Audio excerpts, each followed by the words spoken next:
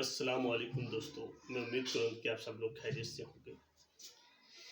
इमाम हुसैन की शहादत पर मैं आज चर्चा करूँगा। दोस्तों, मैंने इमाम हुसैन की विलादत और इमाम हुसैन की करामत, इमाम हुसैन की मोहब्बत, उनके नाना हुजूर मुस्तफ़ा सल्लल्लाहु अलैहि वसल्लम के लख्ते जिगर फातिमा के बेटे हसन और हुसैन, आज का जो कहानी यूं है, वाकया यूं है कि माविया का बेटा यजीद, उसने एक सरकारी फरमान जारी किया अपनी हुकूमत से और ये कहा कि जितने भी मेरे क्षेत्राधिकार में रह रहे लोग, मेरी हुकूमत में रह रहे लोग, वो सब मेरी बियत कर लें। अगर बियत नहीं करेंगे तो उनको जो है कत्ल कर दिया जाए। ये हुक्म जारी हुआ। ये हुक्म जो है, सबसे पहले कई लोगों ने इसका किसी तरीके से बादशाह के डर की वजह से इसका विरोध नहीं किया, और वो यजीद जो कि एक शराबी भी है, एक मक्कार भी है, एक फासिद है, एक कातिल है, एक काफिर है, और उसके बाद में इस्लाम को रद्द बदल करना चाहता था वो यजीद, उसकी फरमान। और उसके बाद में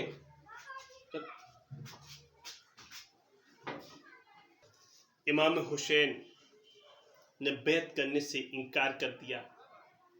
इमाम हुसैन के पहले ही से ही दुश्मन थे, इस्लाम के पहले से ही दुश्मन थे, चाहे वो अबू सुफियान हुजूर मुस्तफ़ा सल्लल्लाहु अलैहि वसल्लम की जो है इस्लाम के खिलाफ जंग लड़ी हो, चाहे वो जो है उनकी बीवी जो है अबू सुफियान के जो है इस्लाम के एक बहादुर सिपाही हजरत हमजा का जो है कलेजा चबाया हो, उसी के नस्ल का एक यजीद, वो पहले भी दुश्मन थे। हजरत माविया अली के दुश्मन थे, और अली के बाद में अली को भी कत्ल कर दिया गया, और उसके बाद में हसन को जहर देकर मार दिया गया। बहुत साजिश के तहत, बहुत कॉन्स्पिरेसी के तहत इस्लाम को मिटाने में लगे थे। लेकिन यही कहता है एक शायर, इस्लाम मिट नहीं सकता है, जितना चाहो मिटाओ, लेकिन वो मिट नहीं सकता है। कितना भी कोशिश क्यों ना कर लो, लेकिन इस्लाम जिंदा है, जिंदाबाद रहेगा, और कोई नहीं मिटा सकता है। जब तक हुसैन की सोचने वाले जैसे लोग इस दुनिया में मौजूद होंगे, हुसैन के जैसे शहादत करने वाले दुनिया में मौजूद होंगे, हुसैन की जैसे फिदाई, इस्लामी फिदाई अगर मौजूद होंगे, तब तक इस्लाम जिंदाबाद रहेगा, और जाता क़यामत तक जिंदाबाद रहेगा। तो सवाल ये हुआ कि मक्का में जब आए तो ये सोचे, पहले वो मदीना में थे, तो क्या पता मदीना में खून खराबा कर दे, क्या पता ये जालिम मक्का में खून खराबा कर दे। तो उन्होंने जो मक्का में है, मदीना से मक्का मुनव्वर हुए, मक्का में भी क्या पता कि उनका खून खराबा, वो नहीं चाहते थे कि मक्का और मदीने में खून खराबा हो। तो उनके फौजी उनके पीछे पीछे हुसैन के भेष में उनका कत्ल करना चाहते थे। अब आपको लोग बताना चाहता हूँ कि हजरत इमाम हुसैन जो कि हजरत इमाम हुसैन ने कूफों में हजरत मुस्लिम को भेजा।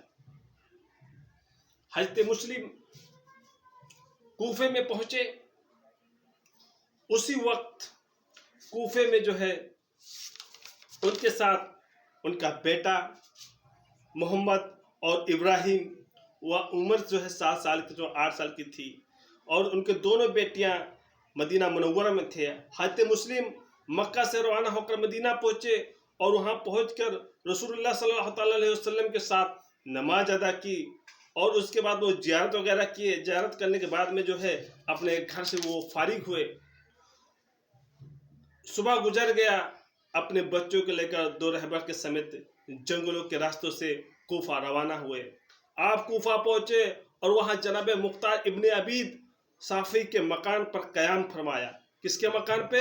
जनाब मुख्तार इब्ने अबीद साफी के मकान पर कयाम फरमाया। थोड़े दिन में 18,000 कूफियों ने आपकी बैत कर ली। थोड़े दिन में 18,000 कूफियों ने आपकी बैत कर ली। इसके बाद बैत करने की तादाद 30,000 हो गई। इसी दौरान यजीद ने अब्दुल्लाह इब्ने जियाद बसरा को लिखा, कूफे में इमाम हुसैन कि एक भाई मुस्लिम इब्ने अकील नामी पहुंचा है, तू जल्द से जल्द वहां पहुंचकर नौमान इब्ने बशीर हुकूमत से अपने चार्ज ले ले। वहां का पहले कूफा का जो नौमान बशीर था उसकी हुकूमत से अपनी चार्ज ले ले। मुस्लिम के जो है सर मेरे पास भेज दे, कलम करके मेरे पास भेज दे। इब्ने जियाद पहली फुसरत में कूफा पहुंचा। इसने दाखिल होते वक्त ऐसी शक्ल बनाए जैसे लोग इमाम हुसैन आगे हो। इमाम हुसैन की शक्ल में वो कूफा में घुसा। हजरत मुस्लिम बिन अकील को जब इब्ने जियाद की राशिदी की कूफे की इत्तला मिली तो आप खाने काबा से हटकर हानी इब्ने उर्वा के मकान में चले गए। खाने काबा से हटकर हानी इब्ने उर्वा के मकान में चले गए। इब्ने जियाद ने माकिल नामी गुलाम के जरिए जनाब मुस्लिम के कयामगाह का पता लगाया गया कि जनाब मुस्लिम कहाँ छुपे हुए हैं। जब उसे मालूम हुआ कि मुस्लिम बिन अकील का कयामगाह हानी बिन उर्वा के यहाँ है, हानी को बुलावा भेजा गया, वो तुम्हारे घर में है। और उसके बाद में जनाब हानी ने बुलावे से इनकार कर दिया।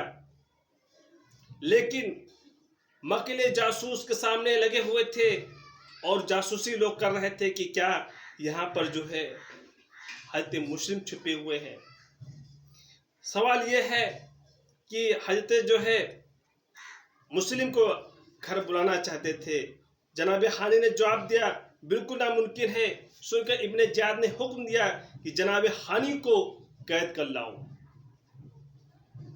जनाब हानी ने फरमाया मैं हर मुसीबत को लड़ने के लिए तैयार हूं, लेकिन जनाब मुस्लिम को आपके हाथ सुपुर्द नहीं करूंगा।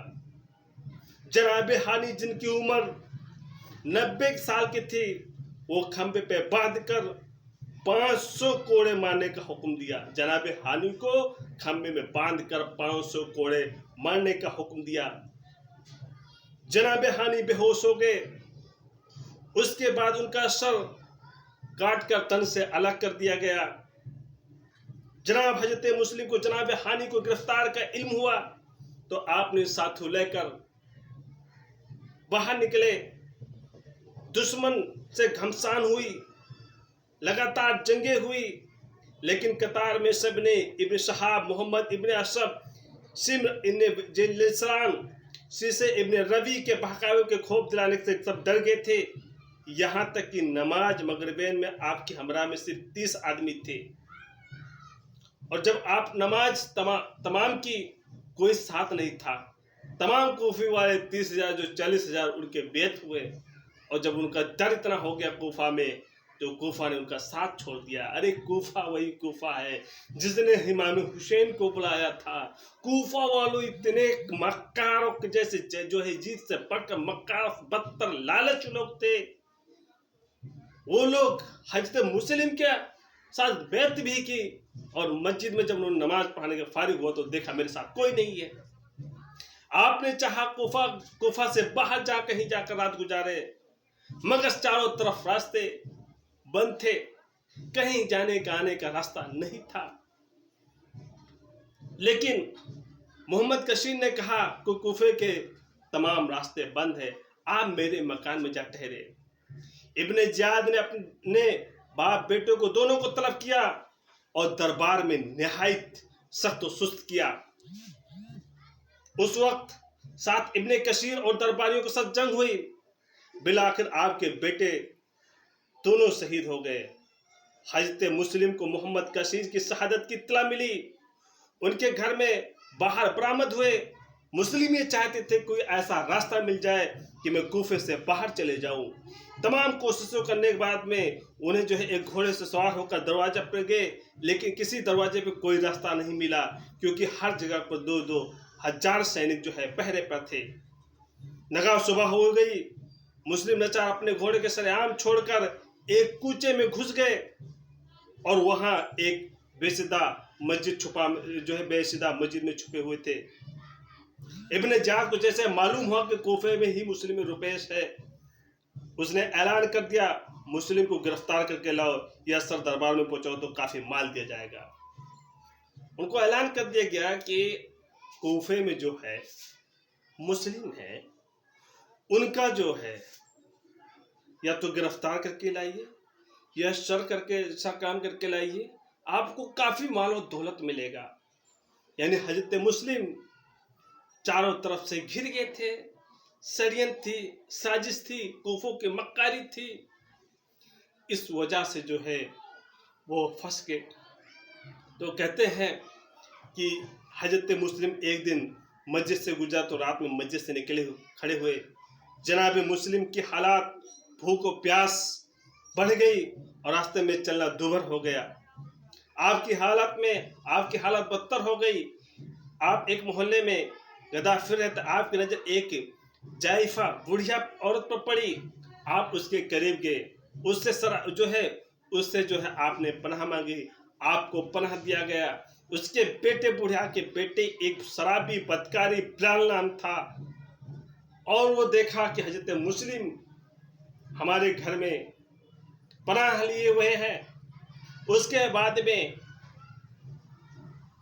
जो हुलिया बताया गया था, हजरत मुस्लिम को तो पहचानता नहीं था बिलाल, उसको जो हुलिया बताया गया था, उस हुलिया के तहत जो है इब्ने जियाद को जाकर बताया कि ऐसा ऐसा शख्स जो है हमारे घर में पनाह लिए हुए है। आए इब्ने जियाद के सैनिक वहां से चल बसे और हजरत मुस्लिम आराम फरमा रहे थे। अचानक उनकी घोड़े की टकटकाहट की आवाज उनको सुनाई होने के बाद वो फौरी तौर पर फारिग हुए, जग गए और उसके बाद में अपने शमशीर से तलवार निकाल ली।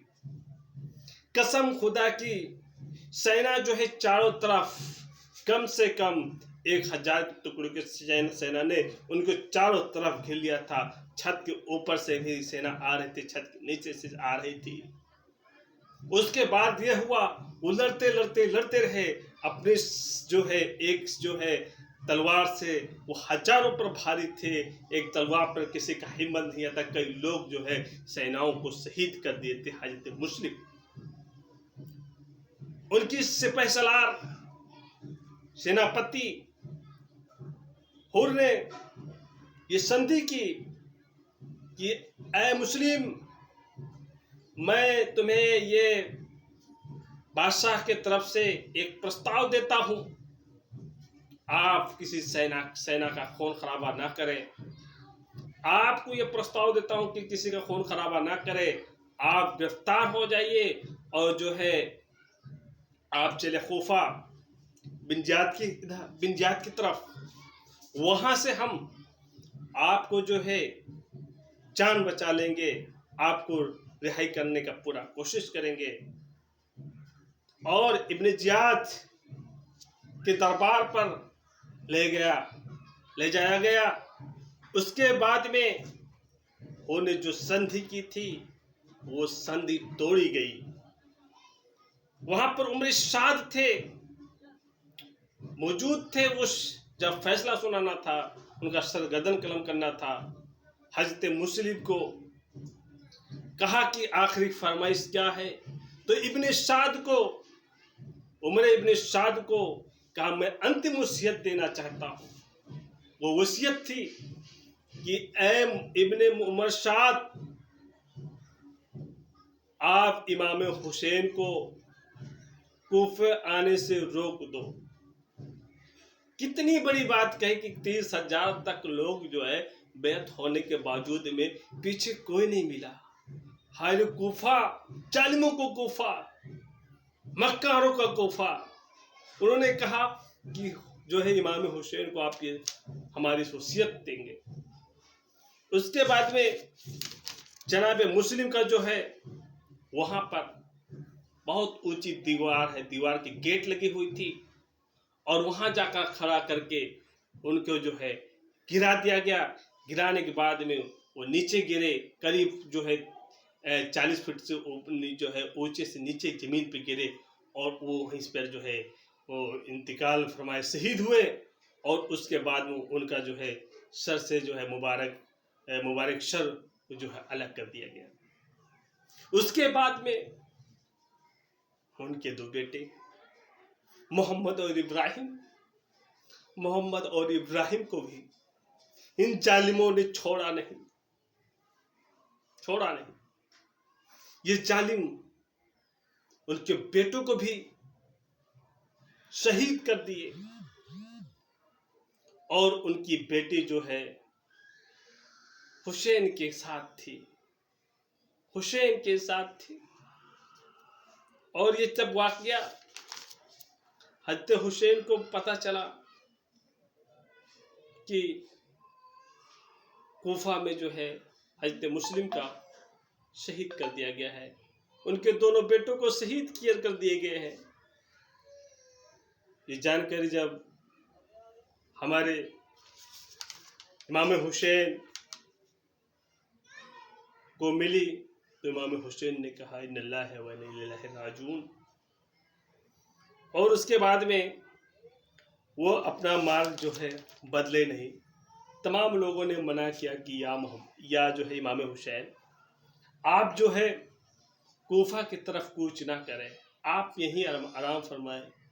इमाम हुसैन का एक ही मकसद था कि मैं जालिमों के साथ जो है झुकूंगा नहीं, हक पर खड़ा रहूंगा। सर कटा सकता हूँ लेकिन जालिमों के सामने सर झुका नहीं सकता हूँ। ये जालिम मुझे कितना भी दौलत दे दे, कितना भी माल दे दे, कितनी भी ऐशो आराम दे दे, लेकिन मैं अपने नाना के जो है कौम को जो है मिटने नहीं दूंगा। अपने नाना के जो मोहम्मद मुस्तफ़ा सल्लल्लाहु अलैहि वसल्लम की जो मोहब्बत है उसे किसी तरह से मिटने नहीं दूंगा। सरियाई में हदीसों में किसी तरीके से तब्दील नहीं होने दूंगा। इस्लाम तब तक जिंदा रहेगा जब उस इस्लाम की रूह है। और इस्लाम के जो है अगर कहा जाए तो इस्लाम में जो है अगर जन्नत का आला मुकाम जो है, जन्नत का सरदार जो है हसन और हुसैन हैं। और आप जब जाएंगे जन्नत पर, जब आप पहुंचेंगे तो जन्नत पे 4 लोगों का नाम होगा जिसमें लिखा होगा जन्नत के दरवाजे पर मोहम्मद मुस्तफ़ा सल्लल्लाहु अलैहि वसल्लम जो है, उसके बाद में फातिमा जहरा लिखा होगा, उसके बाद में अली लिखा होगा, हुसैन लिखा होगा, हसन लिखा होगा। ये वाकया था। अब मैं उसके बाद में जनाब का चलना प्रारंभ हो गया और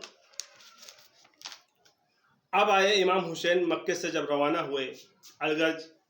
इमाम हुसैन अपने जुमला आइजा और अकरैब अंसारे और निशार को हमरा लोग जिनकी तादाद बकौल अल्लामा सिबली लिखते हैं 72 लोग थे, मक्का से रवाना हो गए। आप जिस वक्त मंजिल सफ़ा पर पहुँचे तो वहाँ फरजद शायर से मुलाकात की और वो कूफे से आ रहा था। इसरार ने आपने को बताया चाहे लोग के दिल में आपके साथ हो लेकिन तलवारें आपके खिलाफ है। चाहे लोग आपके साथ हो, दिलों से साथ हो, लेकिन तलवारें आपके खिलाफ है। आपने रवानगी की, आपने बयान फरमाया और आपने कहा आगे बढ़। और उसके बाद में एक बार मंजिले हाजिज के चश्मे पर उतर गई और अब्दुल्ला इब्न मुती से मुलाकात हुई। उन्होंने कोफियों से बेवफाई का जिक्र किया। अब्दुल्ला इब्न मुती ने हजरत इमाम हुसैन से कोफियों का जो है बेवफाई का जिक्र किया। इसके बाद भी आप मंजिल बातन रहमा पहुंचे और वहाँ मंजिल जतूल से अर्क डेरा डाला और वहाँ एक शख्स जो है बसीर इब्न गालिब से मुलाकात हुई। उसने कोफियों के जो है गद्दारी और तजकारिया जो है गद्दारी और का तज़किरा किया। फिर वो आगे बढ़े, एक मुकाम पर एक खेमे पे नस्ब देखा, पूछा इस जगह कौन ठहरा हुआ। मालूम हुआ कि जोहरे इब्ने कौन है। आपने उन्हें बुलावा भेजा। जब वो आए तो आपकी हिमायत का जिक्र किया। और उन्हें कबूल करके अपने बीबी को बारवात आपने भाई के साथ घर रवाना कर दिया और खुद इमाम हुसैन अलैहिस्सलाम के साथ हो गए थे। और वह आप कहाँ रवाना हो गए?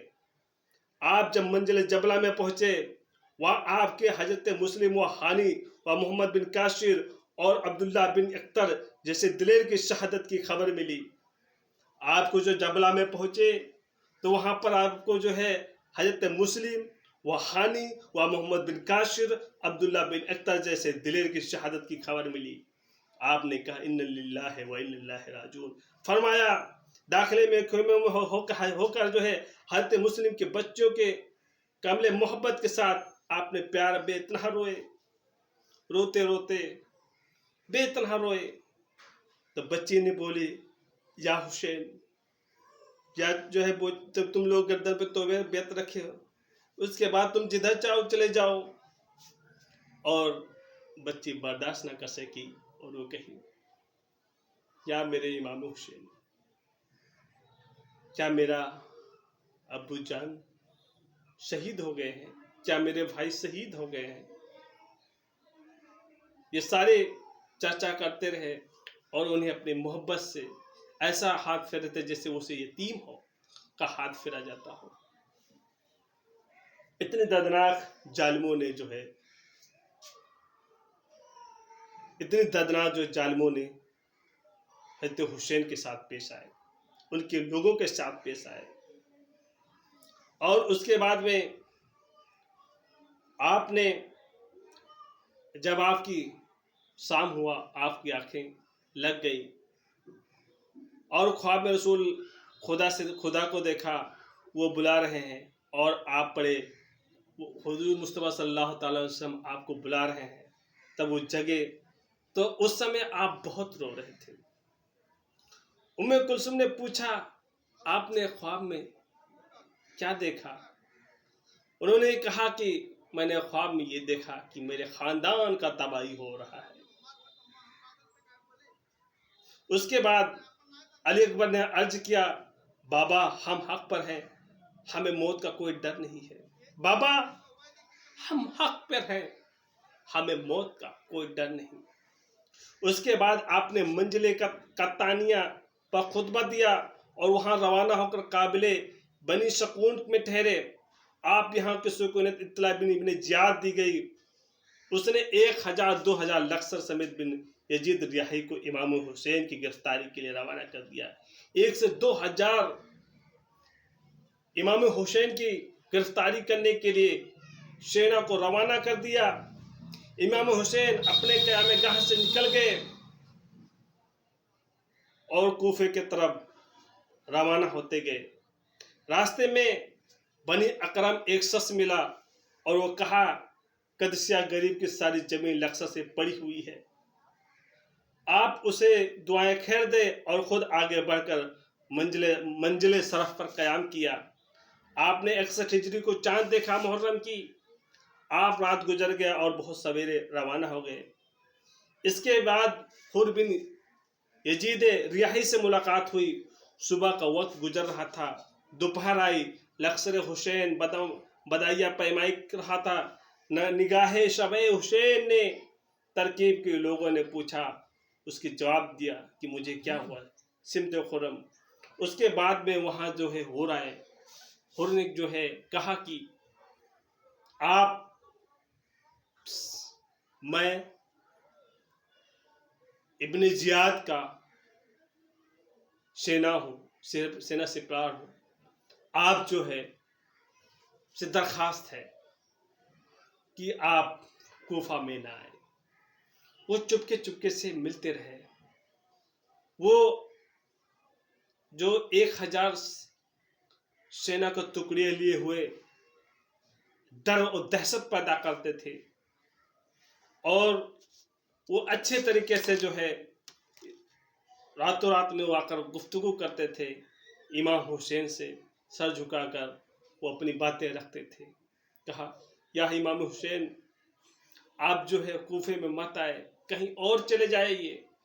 मैं पूरा रात गश्त पर हूँ, आप चाहे इधर चले जाए, चाहे उधर चले जाइए, चाहे हिंद चले जाइए, चाहे आप जो है सिंध की तरफ चले जाइए, लेकिन जो है कूफे में ना करें, क्योंकि ये एक हुक्म हुआ है कि जो यजीद का बैत नहीं करेगा उसका जो है कत्ल कर दिया जाएगा। तो और मैं चूंकि मैं एक उनका जो है सिपह सलार एक सिपाही हूँ, उनका आदेशों का अगर पालन नहीं करूँगा तो मेरे घर को जला दिया जाएगा, मेरे बच्चे यतीम कर दिए जाएंगे, न जाने कितने सजाएं दिए जाएंगे। तो करबला में वरूद हुए 2 मुहर्रमुल हरम 61 हिजरी में योम पंचशबा में जो है ये कहा कि आपने कि जमीन जब करबला के कदम पर रखा, जमीन करबला जुर्द हो गई, ऐसा गुब्बारा उठा जैसे आपके चेहरे मुबारक पर परेशानी आसार नुमैया हो गए। आपके चेहरे पर ऐसे गुब्बारा उठा जैसे परेशानी नुमैया हो गए। और उसके बाद में ये सब देखकर असहाब जितने भी आपके साथ थे वो डर गए। जनाबे उम्मे कुलसुम रोने लगी। साहिब मखजुल बुक लिखते हैं कि करबला के फौरन बाद जनाबे उम्मे कुलसुम इमाम हुसैन से अर्ज किया, भाईजान ये कैसी ज़मीन है कि इस जगह हमारा दिल दहल रहा है। इमाम हुसैन ने फरमाया, बस यही वही मकाम है जो बाबा जान से सिफ़ीन के सफ़र में ख्वाब में देखा था। बाबा जान ने सिफ़ीन के सफ़र में ख्वाब में देखा था। ये वही जगह है जहाँ हमारा खून बहेगा। किताबे मायना में इस दिन सहाबी ने एक वेरी दरख्त मिसवाक लिए साख कटे हुए से खून ते ताजे से जरी देखा।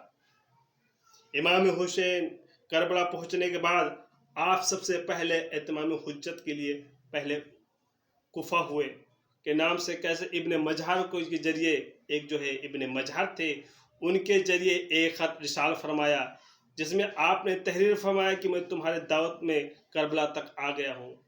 इसने इब्ने मजहर के जरिए से एक ख़त दिए और ख़त में ये रिसाल फरमाया कि आपके दावत से मैं तुम्हारे जो है सरजमी पर मैं आ गया हूँ। कैसे ख़त जैसे कैस जो है ख़त लेते जा रहे थे, रास्ते में कैस को गिरफ्तार कर लिया गया। इब्ने ज़ियाद को जो है ख़त मांगा गया, इब्ने ज़ियाद द्वारा ख़त मांगा गया। कैस ने जो है ख़त को दिया नहीं, ख़त को खा लिया। और उसके बाद में इब्ने ज़ियाद ने गुस्से में आकर जो है उन्हें कोड़े मारने का हुक्म दिया और उसके बाद में उन्हें शहीद कर दिया गया। आप इमाम हुसैन के करबला पहुंचने के बाद फौरी इब्ने ज़ियाद के करबला पहुंचने की खबर दी। इमाम हुसैन ने फौरी एक खत इरसाल किया जिसमें लिखा, मुझे यजीद को हुक्म दिया गया है कि आपके लिए बैत कर लूँ या कत्ल कर दो। इमाम हुसैन ने इस खत का जवाब न दिया और वो ज़मीन पर फेंक दिए। उसके बाद में दूसरी मुहर्रम की में और 9वीं मुहर्रम तक मुख्तसर वाक़ियात में आपको बताता हूँ। जब आप करबला में वरीद हुए, आपने अहले कूफा के नाम पर ख़त लिखा, आपने इब्ने ज़ियाद का ख़त आया। इसी तारीख को आपने हुक्म के किनारे फ़ुरात के किनारे नहर फ़ुरात के किनारे खेमे नस्ब किए गए, जो नहर था और नहर फ़ुरात के किनारे जो है एक जो है खेमे लगाए गए। और खेमे लगाने के बाद में जो है वहाँ आकर जो है जनाबे हुर जिसको जो है सुरक्षा की एक तरीके से उन्हें जो है पूरी तरह से वो मिली थी देख रेख करने के लिए। और वहाँ से कहा आप भी यहाँ से हट जाइए, कम से कम वो जाकर 5 मील दूर आगे जाकर अपना वो खेमा लगाए। तीसरी मुहर्रम उम्र इब्न शाद जो है उनको जो 22,000 सवार प्यादे करबला पहुँचा। इमाम हुसैन तबादला खैरात का हजरत इरादा कूफे में इस तरह बयान हुआ। इमाम हुसैन जो वो इमाम हुसैन जो पूरी तरह से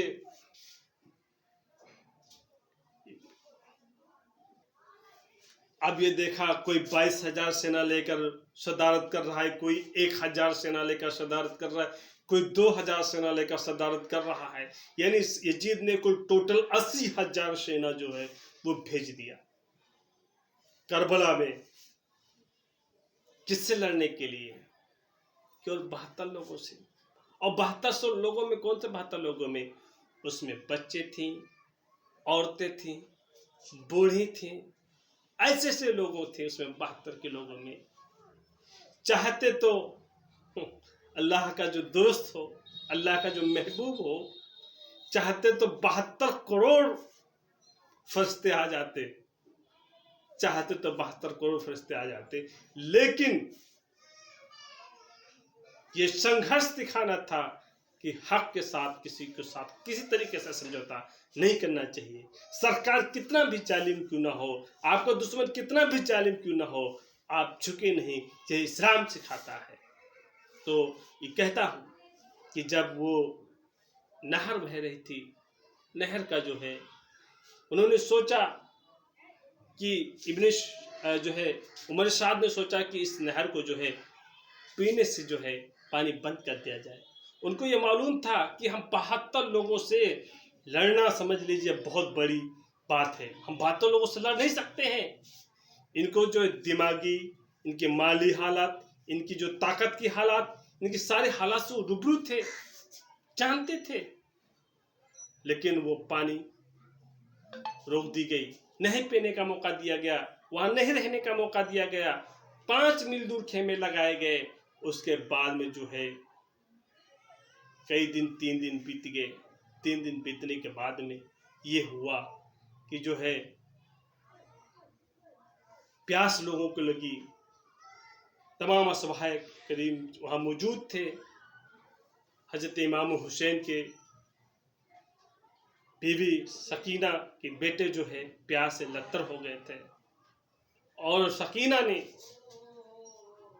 जनाबे अब्बास से दरखास्त की कि पानी ले आए। जनाब अब्बास ने हुक्म लेने के लिए इमाम हुसैन के पास गए, और इमाम हुसैन ने उनको हुक्म दिया कि जाकर पानी लेकर आओ। पानी लेने के लिए कई और साथियों के साथ वो पानी लेने के लिए नहर पे पहुंचे। नहर पे पहुंचने के बाद में ये देखा, शिमर ने देखा कि सारे लोग घेर लो। कुछ लोग छुप गए थे, कुछ लोग बगल में छुपे थे, चारों तरफ उनको घेर लिया गया। शिमर ने कहा कि अब्बास को पानी जो है नहीं ले जाने दो, अब्बास को रोको, वहां पानी कतई ना पहुंचाओ। उसके बाद पानी भरने गए, नहर में पानी भरे, अपनी कुर्सी में लेकर चले। उसके बाद में लोग युद्ध के आमादा हुए, तीरंदाज तीर चलाने लगे, कई लोग तलवार चलाने लगे। अब्बास बहुत बहादुर और जंगे बहादुर थे। वो लड़ते रहे, लड़ते लड़ते कई लोगों को जो है शहीद कर दिए, कई लोगों को जो है कत्ल कर दिए, कई लोगों को कत्ल कर दिए। कत्ल करने के बाद में जो तभी लड़ते रहे। एक ने जो है पीछे से वार कर दिया, जो बायां जो है हाथ कट गया, बायां जो है बाजू कट गया, फिर दायां बाजू कट गया। लेकिन लड़ते रहे, लड़ते लड़ते जो है वो अपने मुंह में जो है कासे का जो पानी जो अपने मुंह में दबाते, तब भी लड़ते रहे। कई तीर खाते रहे, तब भी वो लड़ते रहे। लड़ते लड़ते उसके बाद में जो है वो जाकर जो है पानी ना पहुंच सका। चाहते तो पानी एक ठक्का मारते तो पूरा का पूरा करबला पानी से भरा होता, पूरा का पूरा करबला पानी से भरा होता। जैसे इस्माइल ने जो है एरिया लग रही थी तो पूरा पूरा पानी भर गया था। और ये तो मेरे हुसैन थे, अल्लाह के चाहने वाले थे। अगर ये चाहते, उनके बच्चे को अगर कोई खानदानी कोई बच्चे का रेडिया रगड़ देते तो कसम खुदा की पूरा करबला सैलाब हो जाता। आज उसके बाद में ये हुआ कि जो इब्ने उमर साद ने ये कहा, वो भी रात में गुफ्तगू किया करता था, वो भी हुसैन से मुलाकात किया करता रहता था। इसकी जानकारी जो जासूसों को पता चली। उसके बाद में शिमर ने जो है इस बात को इब्ने जियाद को बात किया। इब्ने जियाद से कहा कि जो है लगता है कि ये काम तमाम नहीं कर पाएंगे, क्योंकि ये हुसैन से मुलाकात करते रहते हैं, इस वजह से ये नहीं कर सकते काम तमाम, सिमर को चार्ज दे दिया जाए।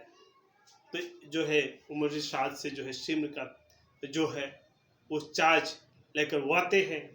80,000 की टुकड़ियाँ थी, कई उसमें माहिर लोग थे, कई तीरंदाज थे, सब लोग जो है कई कोई गर्दन काटने वाला था, कोई कुछ था,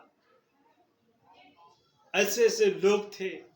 80,000 लोग खड़े थे, लेकिन लड़ते लड़ते लड़ते लड़ते युद्ध लड़ते लड़ते जब हय्या अलस सलाह हय्या अल फलाह का भी अजान जब सुनते थे तो उन्होंने खेमे में युद्ध रोक दिया।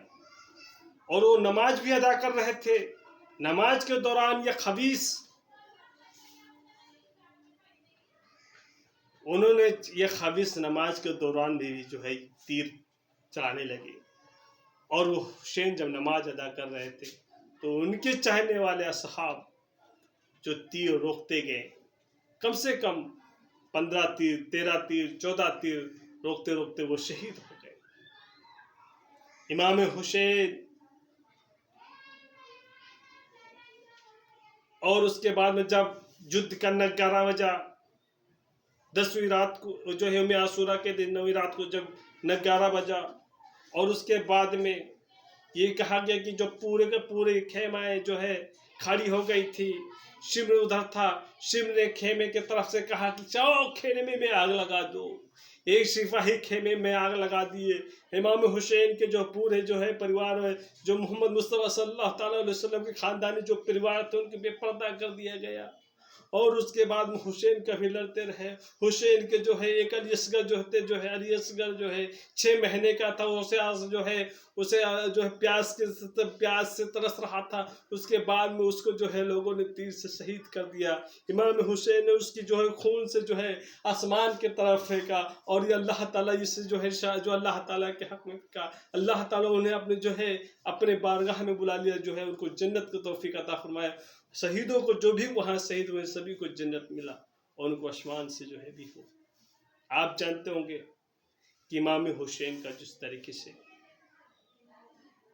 उसके बाद में जालिमों लड़ते लड़ते जो है कई असहाबे शहीद हो गए। इमाम हुसैन नमाज का वक्त हुआ, नमाज पढ़ते रहे। नमाज के बाद तीरंदाजों ने इमाम हुसैन पर जो है एक तीर यहाँ लगी, तीर बगल में लगी, पीठ में लगी, तीर माथे पे लगी, तीरों से भर दिए। और उसके बाद में इमाम हुसैन को जो है शहीद कर दिया। शहीद करने के बाद एक जो है जालिम ने उनका शक कलम करके अपने पास रख लिया। और उसके बाद में शिमर ने जो है ये कहा कि जो है अपना जो खानदान के जो शहीद हुए हैं वो अपनी अपनी लाशें को ले ले। अपने अपने खानदान के सब अपनी अपनी लाशें ले रहे थे, लेकिन हुसैन का कौन ले? नबी के नवासे कौन थे? नबी के नवासे कोई नहीं था, उनको लाश लेने वाला कोई नहीं। कौन ले? कौन लोग ले? सभी ने तो अपने प्रिय खानदान के तो लाशों को ले लिया, लेकिन उनका कोई वारिस नहीं था कि वो लाशें ले। सब डरे सहमे थे। यजीद के डर से, यजीद के दहशत से, सिमर की दहशत से कोई लेने के लिए इनकार नहीं हुआ। ये सिमर ने ये आदेश दिया कि जाओ, सेनाओं से कहा कि ये घोड़े जो है इतने बार जो है उनके जो है शरीर के ऊपर दौड़ा दो कि घोड़े जो शरीर पर रेत मिल जाए। घोड़े कभी मगरिब से लेकर मशरिक, मशरिक से लेकर मगरिब तक दौड़ते रहे उनके ऊपर दौड़ते रहे। लेकिन कहा हुसैन के पूरे खानदान को, उसमें एक 13 साल का बच्चा घोड़े की उसमें ना उसको तीर लगी नहीं थी, 13 साल का बच्चा था, घोड़े के दौड़ने से उसकी मौत हो गई। इतने बेरहम जालिमों ने इस्लाम को जो है मिटाने का काम किया, लेकिन असल में मर गया यजीद, जिंदा हुआ इस्लाम। तो जिंदाबाद इस्लाम, जिंदाबाद इस्लाम, जिंदाबाद इस्लाम। अल्लाह हाफिज।